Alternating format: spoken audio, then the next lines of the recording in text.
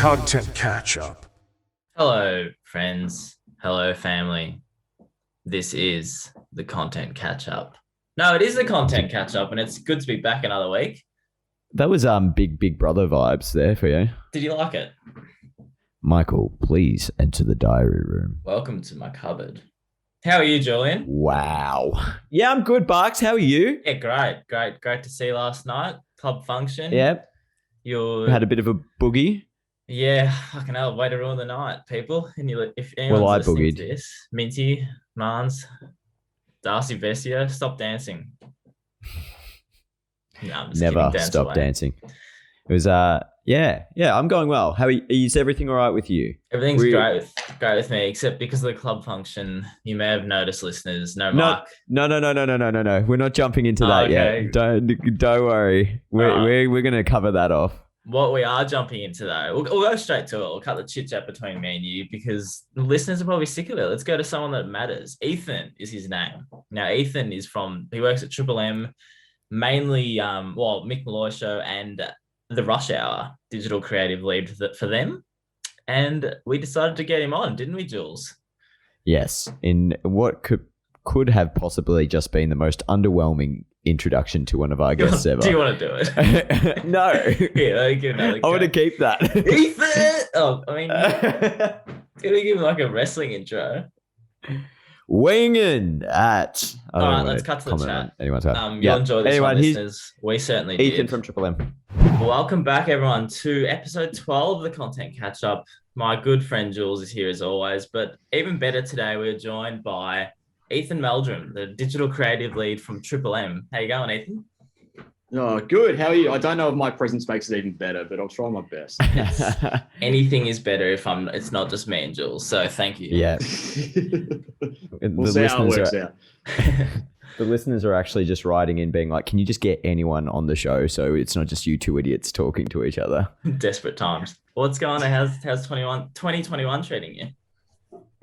Well, apparently my internet connection is unstable despite the fact I'm in an office, so probably not that great at the moment. But it's been good. I mean, last year was a challenge for all of us. Obviously, everything was sort of thrown up in the air and flipped on its head. But it's nice like being back in the office until like this very moment, and just getting a little bit more hands-on, which I suppose none of us were really able to, well, very few of us were able to do last year. So I'm enjoying it. It's good. I've actually, before we jump into that, that's kind of an interesting question. How did the radio world work like during lockdown? Were people still able to come in and record, or did you have to kind of like send everything home to everyone? We were down to a very narrow list of essential staff. So your on-air people could come in, some producers could come in, but anyone outside of that, so digital people, promotion, sales, marketing, all that, just had to go home. So that's crazy to think, because it's like, I imagine it'd be such a collaborative space where you kind of like, it's good to see what's happening as it's happening, so you can jump on and be like, oh cool, this will be a good bit of content, or this will go well there. Absolutely. Yeah. And that was probably the most difficult thing about last year, is I didn't have that. So, it was hard to sort of come up with those real impulsive sort of ideas that you just couldn't otherwise. Oh, well, we're on the other side of it now, hopefully, unless some more Western Australians come over to Victoria or some shit like so just stay there. We do a little intro for all of our guests here on the Content Catch-Up, Ethan. So we call it the 1 minute brief, and we're going to jump into it and we're going to find out a little bit more about you. Sure. So first off the knock, nickname. We're not going to do nicknames in a minute because I've got too many. Give us your favorite nickname then. Eith's the general one because it's the easiest, but it's spiraled out of control because I'm not going to do this in under a minute, but I did a podcast with Tom Brown 3 years ago, and he heard that my name was Eith, but he misheard it. And we walked into the office the next morning and was like, oh yeah, Heath did a great job. Heath was brilliant. Heath was fantastic. Heath and I did a great podcast together. And I was like, well, shit. It's turned into Heater. It's turned into Nathan, Peter. It's just it's out of control. So I'll cop Eith. Eith's probably the way to go. What's your least favorite, actually? Is that your least favorite? Probably. So I'll get Tom Brown. Yeah, we got a funny Tom Brown story we can share maybe a bit later, but we'll keep on with the 1 minute brief. So I think it's already been a minute, but let's go. What's for everyone out there, what officially is your job title? So I'm the digital content lead for creative and shows at Triple M, which means I work mostly with Rush Hour with JB and Billy and Malloy, doing digital stuff for them. And I do some stats for footy as well on weekends. Man with a bit of everything under his belt. What's your favorite bit of content that you've worked on? The most fun one would be the first Shooting Stars one I ever did, the Virat Kohli one. It was like 4 years ago. Which you love your Shooting Stars, judged from your Twitter. Yeah, it goes off every time. It does. I think I'm in too far deep at the moment. But that was the first one I did properly, and I remember feeling really bad for doing it on company hours. But yeah, it went nuts. So I was really proud of it. Do you think that meme is ever going to die? I feel like it runs a spread. Yeah. If Ethan's got anything or Heath's got anything to do with it, no. It's never going to die. I feel like, sometimes I feel like it's gone and then all of a sudden it'll pop up again with something else. I'm like, thank God this is back in my life again, because I didn't realize I needed it. Just one dive, it's all it takes. What is your best non-work skill? I don't know, because I've kind of spiraled any rare talent I have into work. Probably getting my social media accounts banned. I've had 2 go down. Here we go. In the last few years. But what have you been doing? One was a Shooting Stars meme, so it's of course. It's a double-edged sword, because Indian cricket Twitter sort of piled into it, and Star Sports were like, no, we own this, you can't publish this. And another one was, I think I did something similar on Facebook, and I got a warning on one of the Triple M accounts, and my personal one, so 10 years worth of Facebook got banned. Oh shit! So that's probably it. I don't think anyone else can really lay claim to that. That's hilarious. That you put that down as your favorite non-work skill. Getting banned. So you're pretty skillful. Hindsight, it is. At the time, it was no good. Can't recommend it. But at least it's by doing something you love. It's not like posting something like absolutely terrible. I think if you're going to get your social media accounts banned, let's do it for a Shooting Star meme. Do it right. Yeah, let's go out into blaze of glory. Yeah. Let's continue on that path about things you love. I assume your job is one of them, but talk to us about. I said we haven't really talked to anyone from the radio space, but give us a bit of insight of, I guess, how you landed in radio. You said you work quite closely with JB and Billy and all that. What's that like? What's day-to-day life for you? It's fun. Every day's different, because I've kind of positioned myself closer to the radio show just to sort of help with the digital side of things. And every show's different, every break's different, and how I reflect that's always different as well. So it's really good. And it changes all the time. Like 5 years ago, I joined here with, midway through a journalism degree, as because we were doing publishing and stuff like that. So it's transitioned a lot over the way. I've worked on a lot of different projects, and it's always keeping me guessing, that's for sure. Yeah. When you say you transitioned from like a journalism degree, do you think that helped you get into this role, or do you think it was like something you look back and you're like, fuck, if I had my time again, I probably wouldn't have done journalism? No, I wouldn't have done that at all. But it wasn't that I changed my role. It was that my our roles as a digital team sort of changed, and we were like, publishing's great, but here's this radio brand we got to look after. Here's all these podcasts we got to look after, and that sort of became the priority. So we sort of not moved out of the publishing space, because we still do it to an extent, but our list of things that we had to do day to day, things chopped and changed between them. Yeah, I guess that's a good kind of like point though, because I imagine radio was quite like a traditional space at one time, like in terms of how they looked at their shows and what they did with them. How was that transition from going, all right, we've got all this great on-air stuff, but how do we push this into a digital world now? It wasn't too bad, and I suppose the great thing is that everyone's on board. There's no one in the company that's anti-digital, I suppose. So, getting the guys to wrap their head around podcast figures or whatever like that, like that's not a challenge for me. And showing them things that have worked really well. So, everyone gets it. No one's sort of anti-change in that respect. So, it makes our worlds a lot better for that. Do you kind of like separate your audiences a little bit and go, okay, we know we've got for example, your 45 plus year old men that are only going to listen on radio, and then we've got this whole other audience online that just want like short snippets from the show or like little bits of memes and stuff like that. Do you take that into account when you're producing your content?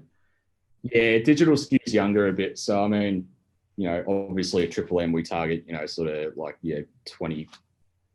20, 30, 40, 50-year-old men, whatever it may be. And then, it doesn't take much to, scan the insights and notice that digital is a lot younger than that. So you can be a little bit more, bit more outward and a little bit newer with your language and chuck some emojis in there and stuff like that, stuff that, might appeal to, people like us, for example, stuff that's more, eye-catching to consume in that respect. So, it's always something you've got to take into account. You've always got to think about, okay, well, what's my audience want? Who is that audience? And, what exactly are they looking for at this point in time?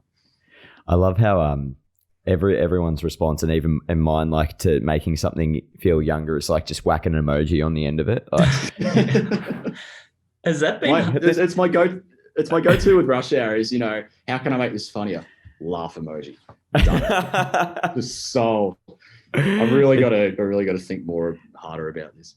It's really terrible when you like open up your keyboard shortcut to bring up the emoji, and the first one that pops up is like laugh, and you have to think back and be like, how many times have I used this recently? Like, do I use it again? Yeah, fuck it, we're going again. It's fun. It'll be fine. I'm going to use the other one this time. I'm going to change it up. I think we've had a whole segment. People really guessing. I think we've had a whole segment of emojis that have pissed us off in the past.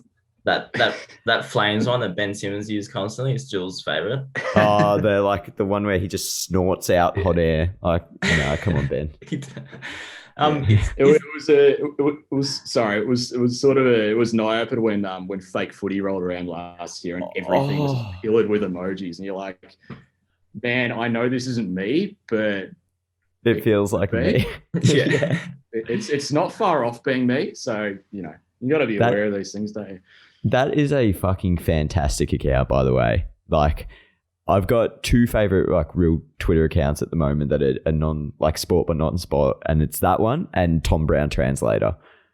I can't get enough of either of those. Are those type of things, Ethan, hard to sort of convince or like get across? Like some of your ideas that are for the younger generation, are those sort of, or even like your memes, are those sort of things hard to get across to, say, like your older, like JB and Billy? Like, do they get everything you do? No, not always, but they don't have to. Yeah. Like, we're pretty open about it, and we've got the leash to be creative with these sort of things. Again, like the Greenfield Post thing a few years ago. Like I was, I left because I worked alongside Rudy Edsall at that point. I worked, like he was doing like 3 games worth of digital stuff while I was doing this silly meme. But we had the license and the flexibility to do that. Like if you feel like it's worth pursuing, then you're welcome to go for it. It feels like we have that sort of, leash, which is great. Yeah. So it's not so much that they have to understand what you're doing. It's more see what they do on air, and then you can turn it into, say, a meme afterwards. Yeah, and you can sort of, like I did one the other day, like turning Billy's sayings into inspirational quotes. Like that's a TikTok idea, which if I'd thrown that idea at them before I did it, I don't think they would have known what I'm talking about, because it's not their demographic, or nor anyone else in the building, to be fair. But just having the leash to be able to do these things, we've got that. It's great. Has there ever been like a time where you've just gone off and done something that, and they've come around and been like, "Hey, what actually, the hell is this?" No, what the fuck? I can think of serious ones, but not fun ones. I think the fun ones, Like, it just sort of like, they're so weird that they go over everyone's heads. And, you know, the real dank ones I run on my account. So I think I'm pretty safe there. Like I normally, I sort of toe a line at least whenever I do something like that on the rare occasion for work. But yeah, nothing jumps to mind. I'll try and think of one. Well, that's probably a good thing if nothing jumps to mind. Like you're probably doing a good job then. We'll see how we go. Nothing yet. Oh shit. I guess like on that, you probably get to meet some really cool people along the way. Apart from working with JB and Mick Malloy, it looks like, I think Barks has let me know that you might have met someone from Parks and Recreation, a little bit of a Ron Swanson. I don't know his name. Nick Offerman. Yeah. Yeah, that was surreal. I only really got a photo with him, like, because I'm a Parks and Rec nuffy. So, you know, as soon as he came in, like, you know, I was deliberately, because I had to do something anyway, I sat around the airlock for, you know, the 20, 25 minutes, and then he was on his way out, and, you know, a couple of people got their photos in. I was like, yeah, you got to do it. Rude not to. Yeah. What are some of your favorite moments in terms of people you've worked with and experiences where you maybe like turn around and you pinch yourself and you're like, fuck, I can't believe like this is my job and I get to like hang out with these people and produce content with them? Good question. It's happened a bit with footy this year. Like, you look around, you're like, I'm not qualified to be here in the same. It's just in the same room as these people. You know what are my credentials? The fun moments come off air when everyone's just sort of, you know, dicking around. I think it's.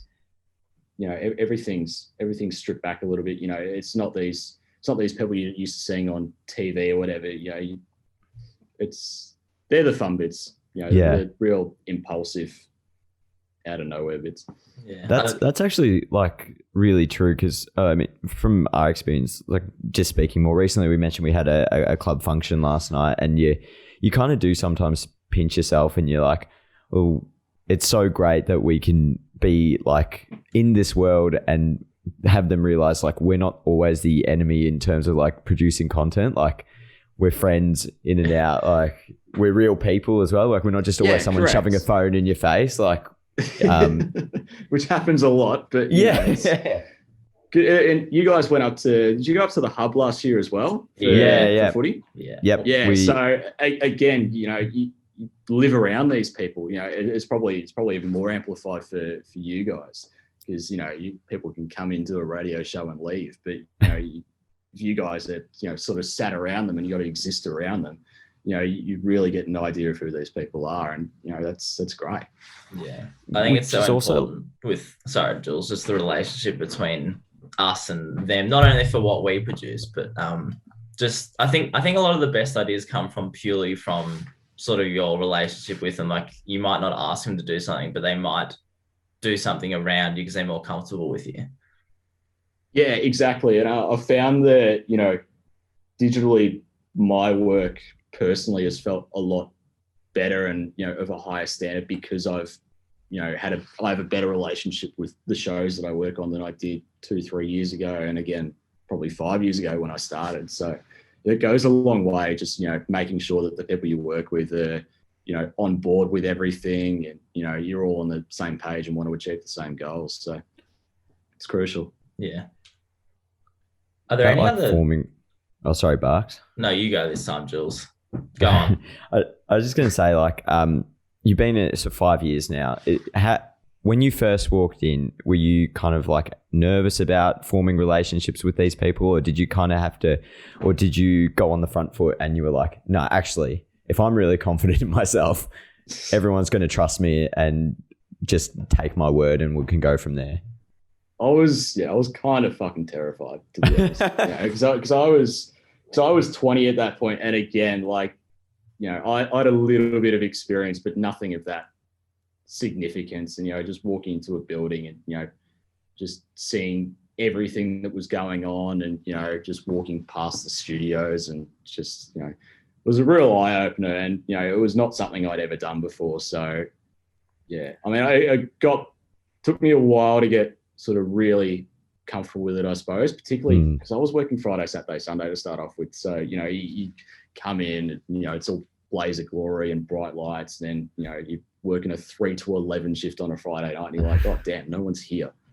This is just me, just, you know, posting stuff to Facebook. So, yeah, it was a little bit, you know, it took me a little bit, you know, a few months certainly to sort of hit my stride, I felt. But yeah, I think that's like one of the realities of digital is like sometimes it seems so glamorous and a lot of what we do is fun, like no taken away. You get to meet some really cool people, you get to work with some really cool people, but there's also the other side of it that some people don't see where it's like, yeah, I'm working every Friday, Saturday, Sunday until like 12, like that's part of it. That's the kicker of like getting to know all these cool people is that you got to work your ass off.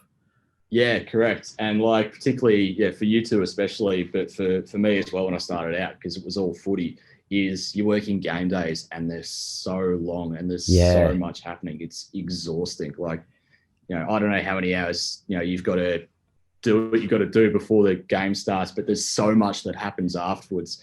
Yeah. And it just drags and drags, particularly when you've got a late game and it's a good game. There's a lot of stories coming out of it. You know, it's, you know, someone's got to pull all that together. So it's exactly, it's a slog.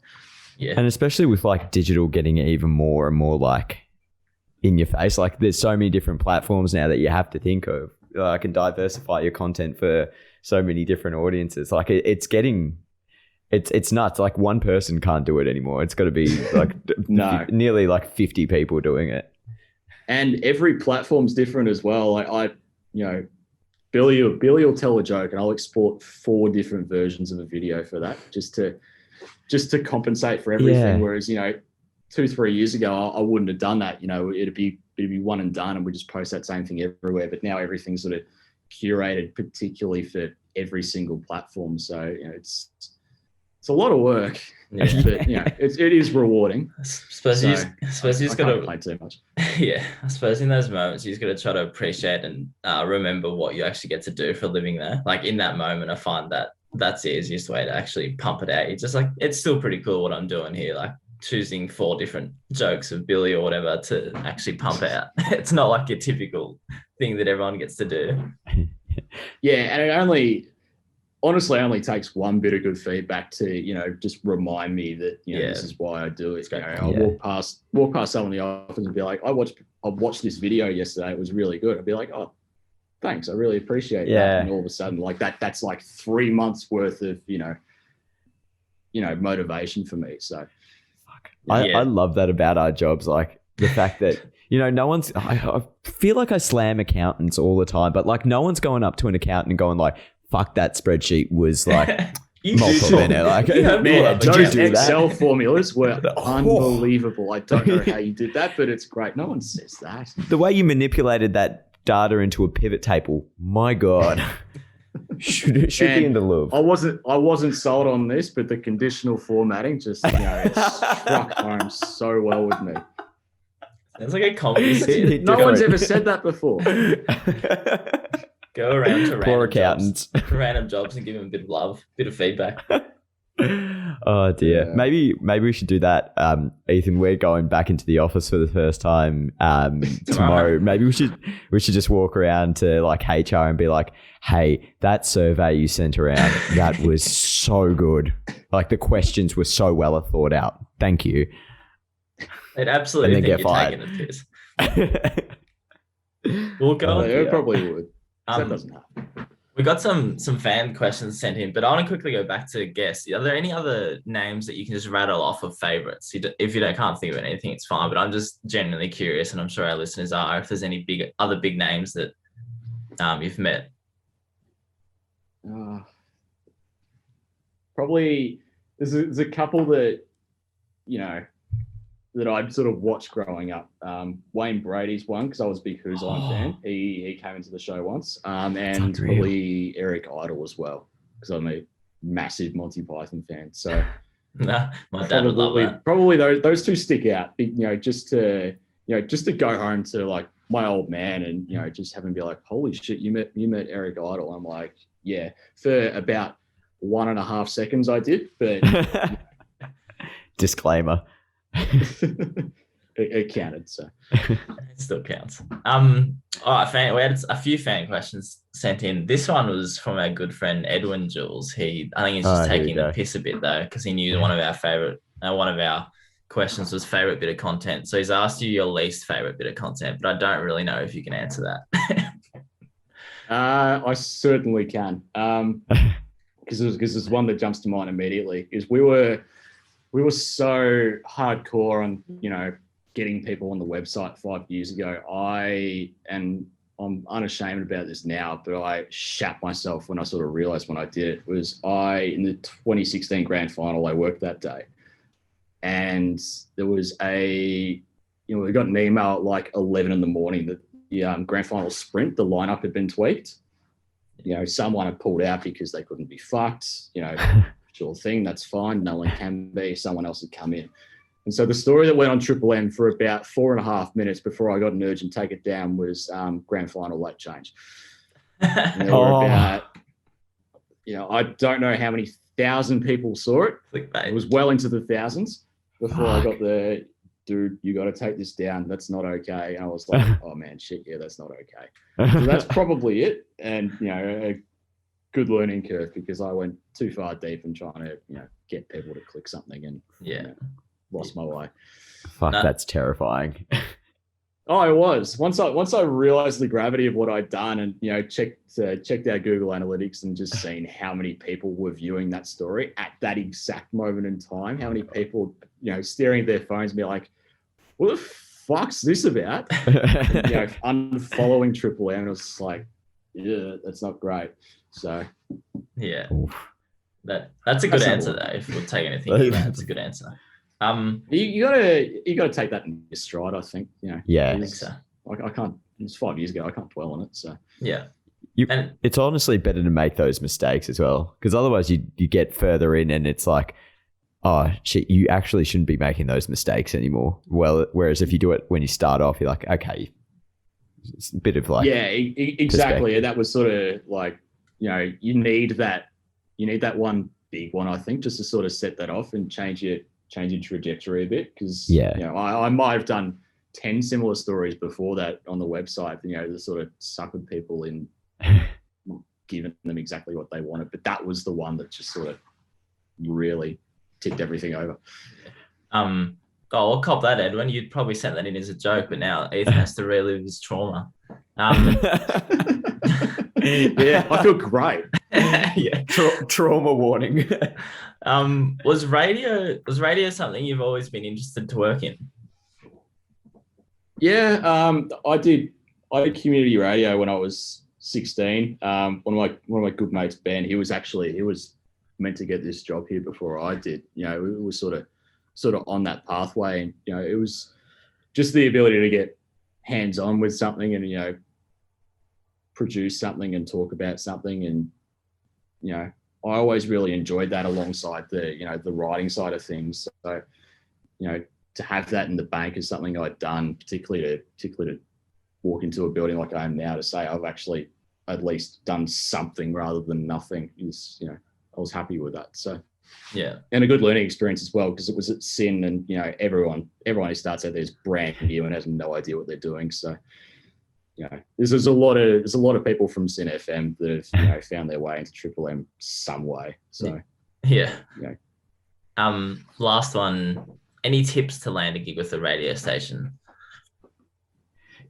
I don't know about a radio station in particular, but generally speaking, I think, and again, as I just said, put yourself out there and just, again, it sucks to say work for free, but that was what I did, when I was 16, 17, 18, and probably again while I was at uni, and, to have that on a CV and to have that as, proof on a job that, a lot of, I suppose, a 20-year-old, well, I certainly didn't feel like I was qualified for, but to have that on a CV was, I think it was helpful, because you don't want to be a 21, 22-year-old walking out of uni who's never had any practical experience, because you're just not going to be able to compete with the people that have for 5 or 6 years, who have, slogged away at this because that's what they want. You've got to show people that you want it. And I think, to an extent I sort of did because I've done it voluntarily. So yeah, put yourself out there and, give yourself every chance to succeed. Go do some community radio, do some writing for someone, create an Instagram account, create a content catch-up account. Not as good as this one, obviously, but that's the sort of proactivity that I think rewards people in the long run. I think that's such a good tip. Like, everyone always asks us when they're coming, like, what can I do? And it's like, just go do something. It's like, number one, talk. You're already doing something by talking to us. That's great. But go do something. Go to your local footy club and like film, take photos, like write something for them. Like, anything you do is better than just sitting around going like, I can't do anything. Yeah, well, you totally can. Everyone can do something. It's just a matter of what and how much. Yeah, so true. There's no magical answer, people. I've got one quick one just before we wrap this up, because our tight ass Zoom meeting is coming to an end. Countdown. I'm seeing the countdown is closing in. Maybe we need to start like a GoFundMe for like a proper Zoom account or something. Where do you think? You said that digital radio and digital radio content has changed so dramatically over like the last 5 years, or in your time. What do you think is going to be the next big thing in your space? Well, we've swerved a lot more into on-demand audio, so that's probably that. We've had Podcast One pop up in the last few years, which is now Listener, and that's an app that's it's almost Spotify-esque in the sense that everything's sort of curated and profiled just for you. So if you want a sports section, or if you want a sports feed, for example, it'll curate that for you. So that's probably what it is, as opposed to the traditional radio, which is so linear. And that's not a bad thing, because radio is such a cultural and at heart massive part of the Australian media landscape. The technological advance of that, and having it sort of on demand and being able to listen to stuff whenever you want is it seems to be where things are heading at the moment. That is the answer we all needed. Like, real patronizing. No, it wasn't. No, because like it's so cool to hear. Sorry, I didn't mean to sound patronizing, but like that I'll just go fuck myself, honestly. Okay. That's so cool, like, to hear. I wasn't going to say it, but Barks did, so sucked in. Oh fuck! Sorry. I'll show myself. You're fine. You're fine. I'm fine. I'm firing myself from my own podcast. No, but like that's cool to hear, because I think, like, I mean, me coming into this, I probably wouldn't have thought that there's too much more growth in some medias, like, but there clearly is. Like, there's always going to be something else that's going to bring your work up even more. We talked about it like the other day with NFTs or whatever that shit is, and like how that's going to change everything that happens in like a digital art space. And so fucking sky's the limit. Exactly. I'm sorry, I've absolutely bumbled. I've been thrown by my own, like, it wasn't that bad. It's just my duty to make you feel a bit worse than it was. It wasn't even bad at all. Like, I genuinely didn't feel terrible about it until Clark started plotting, I was like, no, we can totally go here and throw you off. Just start a fucking fight at the end of the podcast. Mate, thank you so much for jumping on. We know you had a big day yesterday working and then watching the D's just on their way to their premiership this year. So really appreciate you jumping on this morning and having a chat and giving us a really big insight into the world of digital and digital radio. So thanks heap. We can get you back someday and you can tell us a little bit more. Yeah, no, always been a pleasure, mate. So happy to do it. Well, Michael, apart from you absolutely like just throwing me under the bus at the end there, that was a very insightful chat. I think it was great because you didn't actually sound that patronizing. I just thought I'd throw in a bit of a giggle, and then all of a sudden it became like you got offended. You fucking threw me. Like, I was lost after that. I couldn't come back. You were like me on Sunday mornings. Not being able to speak, which I've gone pretty well. I reckon I spoke very well for a Sunday morning. Smoked very well. Actually. I said spoke. What about you on Saturday night when we were in the Uber and you were trying to work out how you say struck. Yeah. And you said stroked. Yeah. No, I'll wear that. I think it still makes sense though. Someone struck me the wrong way. Struck me, you reckon? Yeah. This is a good segue into one of our favourite segments, and it wouldn't be Sunday morning without it. I didn't have some eggs this morning. I wish I did, but egg of the week. Egg of the week. I'm going to kick this one off because Michael. Yes, Julian. And listeners out there, there are a couple of things you need to record a podcast. And even Brad can understand this one, but you need some headphones. You need a recording device, so your laptop. You need some sort of camera.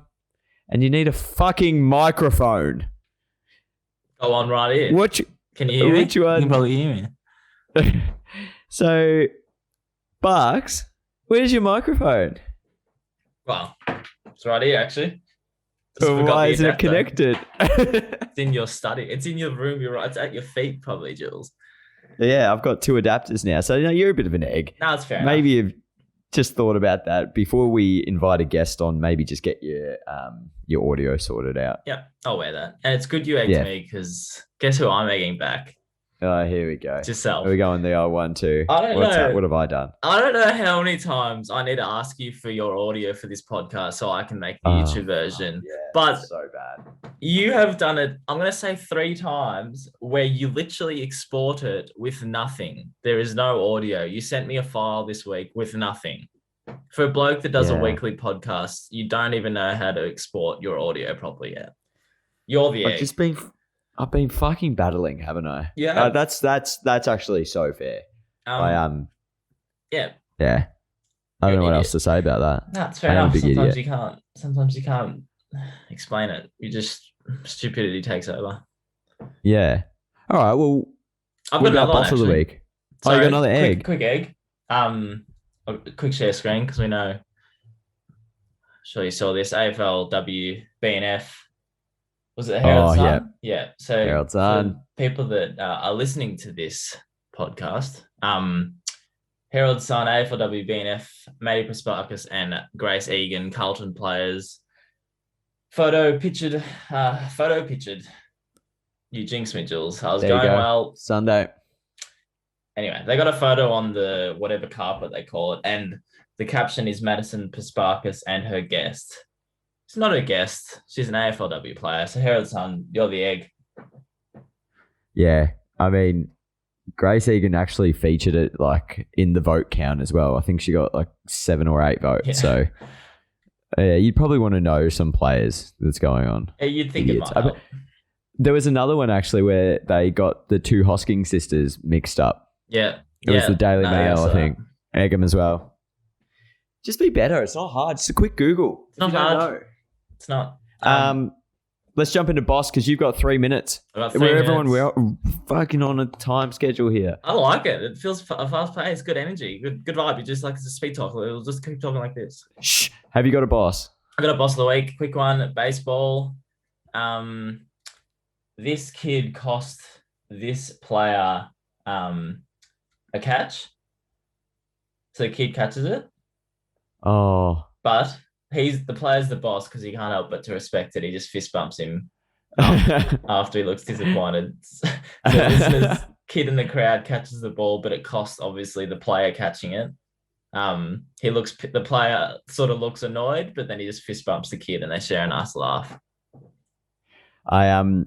That's pretty wholesome. You can't be too angry at that, can you? But I also love how that during this screen share, you've left your DMs up as a flex.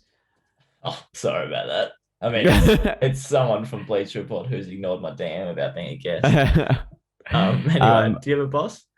I got a quick boss. Not just a non-sport related one, but our friend, your boss, Minty, has finally stopped living at a motel. So congratulations, Mint. You're my boss of the week for getting an apartment sorted. So well done. Welcome to civilization. So quick recap for that. Yes, Stephen Minty, as he's known, has been traveling down from Ocean Grove and basically living out of a motel because it's just a nuisance to drive. And he finally got an apartment, so good boss. Well done. Yeah, good Well shit. done. All right, let's wrap that up. Oh, so yeah, you're probably wondering why we had Ethan on today instead of Camille, like we promised, but he's dogged us, so almost worthy of an egg. But no, it's Camille, fine. I think next week, I think we've actually got him this time, hopefully. If not, one of us will just pretend to be him. I think it's just the way we've got to do it now. No, that's fair enough. We could just get anyone on and say it is Camille, really. Yeah, talk about Chicago Bulls content. Yeah. No, he was very apologetic, and we can't wait to talk to him. And I think it'll be worth the wait. So we're happy to wait multiple weeks because it will be worth it. It'll be worth it. Okay, that's it from us. Thank you, everyone, for tuning in. We hope you enjoyed the chat with Ethan. As always, please like, follow, share our content so we can get rich one day or die trying. And get a paid Zoom account would be great. Get a paid Zoom account. We're thinking maybe we should start an OnlyFans and like show a little bit of nip, and we can start getting some dollars in. No. On that note, all right, we're done here. Thank you, listeners. See ya.